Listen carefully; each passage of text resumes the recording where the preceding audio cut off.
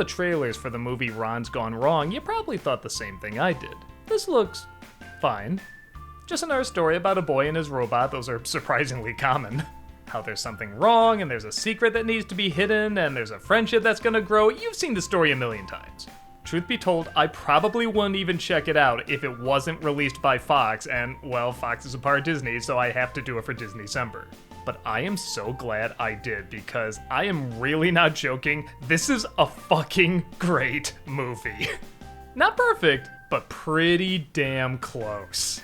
I went into this film with no expectations, and I found something that was funny, clever, heartwarming, surprisingly earning its PG rating, and containing a lesson that I think is more relevant now than it's ever been.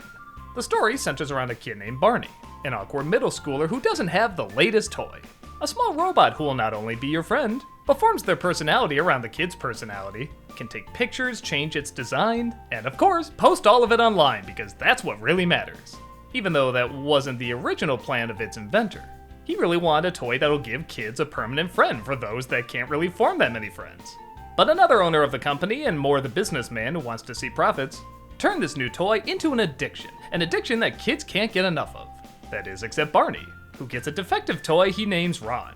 Ron was dropped off a truck and therefore doesn't work quite right. He gets names wrong, he can't always connect to the internet, he doesn't always process information that great.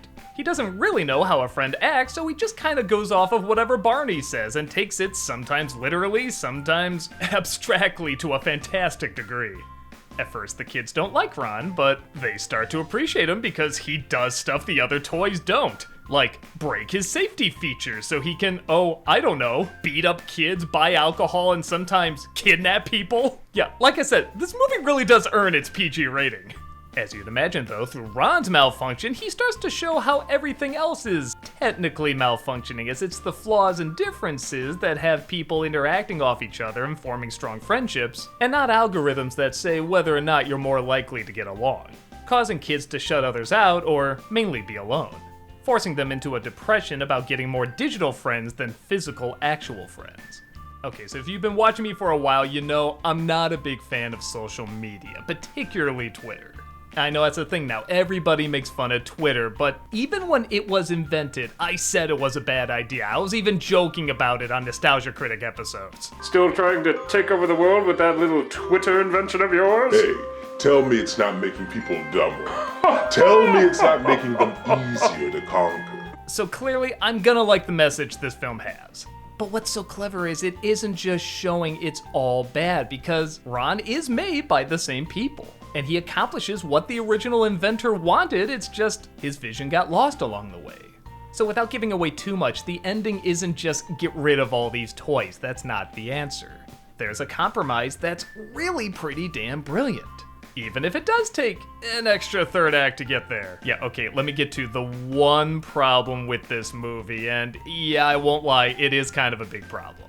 The film looks like it's going to wrap up. It had a third act, it had a climax, it looks like everything should be winding down, but nope, there's suddenly this extra climax where they need to break into the place where they're made, and I guess I won't give it away, but it involves a lot of sneaking and corny slapstick, and it could have been integrated into the story a lot better.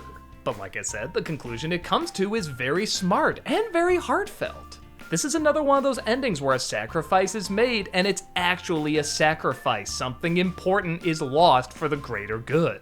But even taking the message out of it, the comedy is hilarious. The dialogue is just as good as anything in the best Pixar flick. The toys are also really creative. I'm thinking to myself, man, if I was a kid, I would love one of these things. I love all the various things they can do and different designs. And yeah, did we mention yet that Disney bought Fox? There's a lot of tie-ins there. That's kind of annoying.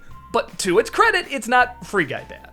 The acting, also fantastic. That's Dylan Grazer as Barney, who after Shazam and Luca, is another incredible young talent you should keep an eye out for. And Zach Galifianakis as Ron, I kept waiting for him to kind of slip back into his stage character. You know, cynical and snarky, acting like he knows everything, but then comedically it's shown that he doesn't. But we never get that. He is 100% convincing as this computer that's growing and trying to understand. And the way his personality grows is totally believable and likable. There's this running joke about saying the name Alcazar They must do it like a dozen times in this movie, but every single time they do it, I bust a gut. I laugh so hard. It honestly wasn't until I started doing research that I realized what this movie reminded me of because it was the same director. This is one of the same directors of Arthur Christmas, one of the best Christmas movies ever made. The animated equivalent of Hot Fuzz, there's so many jokes in it. She literally hasn't directed another film in 10 years, and by God, this is a great return. And yes, there are other directors who worked on this and they deserve credit too, but I'm sorry, so much of Arthur Christmas is in this movie, and I mean that in the highest respect. This is also apparently the first film from a new animation company, and by God, I hope there's more. I could not believe not only how much I was consistently laughing with this movie, but how emotionally invested I was in this story that I've seen a million times, but it really feels like a new and exciting spin has been brought to it. So yeah, if you had the same reaction I did to seeing the trailer, oh that looks cute but I'll probably skip it, see it man. I can't guarantee you'll have the exact same reaction I did, but this isn't just another forgettable kids movie. This is really well done. It's funny, dramatic, looks great, has a wonderful message, memorable characters. If they just found a way to tighten up that other third act they suddenly slap on, I'd say it's damn near perfect. Give it a watch and see why this is a glitch you won't want to fix.